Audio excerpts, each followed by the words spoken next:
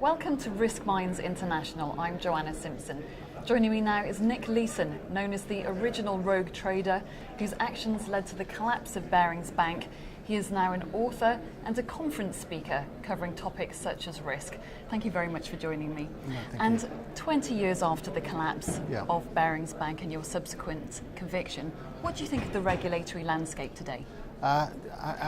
It's obviously a lot better. I think regulators have come a long way, but so have banks and so have risk institutions, people who consult on risk and people who are involved in risk in any way, shape or form. It's a completely different landscape. There have been significant improvements. That's why you don't see as many rogue trading episodes or large-scale rogue trading episodes as you have done over the last decade or so. So what can people here learn from you?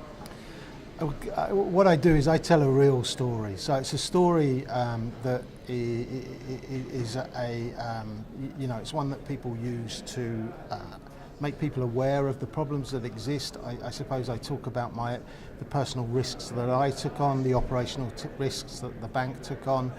So it's a cautionary tale more than anything else. I tell the story as honestly and as candidly as I can. It's not conventional. It's there is a lot of humour involved in what I say, but underpinning it all is a very, very serious story.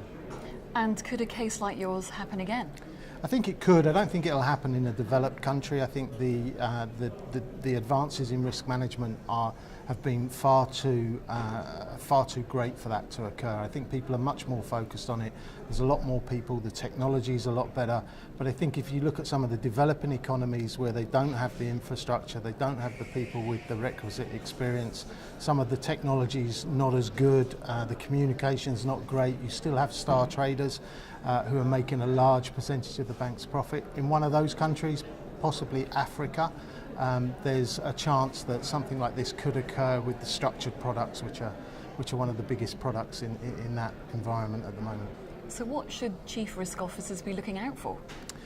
I'm probably not the best person to answer that. I think for me, it doesn't matter what the financial scandal is or what episode it is of wrongdoing. It's down to poor systems, poor controls and poor quality of people. So you need the best quality people.